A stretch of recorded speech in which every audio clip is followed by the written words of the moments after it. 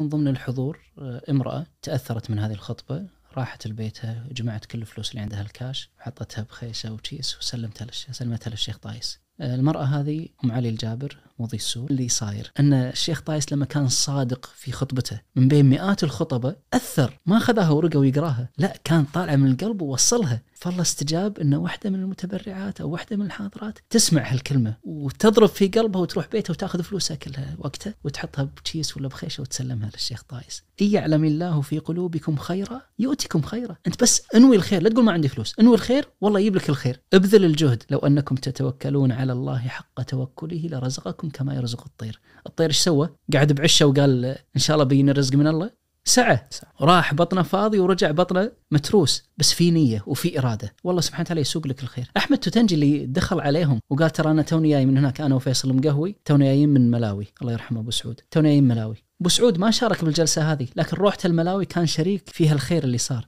أحمد توتنجي اللي غير بوصلتهم من باكستان إلى ملاوي. كل هالناس ترى شركاء. والله سبحانه وتعالى كريم كريم كريم، تدبير سبحانه، يعطي ويدبر. إن يعلم الله في قلوبكم خيرا يؤتكم خيرا. بس خلي يصير هالقلب مملوء بالخير. مملوء بالخير مو قدام الناس وتصنع، لا، يكون صدق مع الله سبحانه وتعالى أن أنا أبي الخير ودي أسوي الخير. الله يسوق لك الخير لمكانك.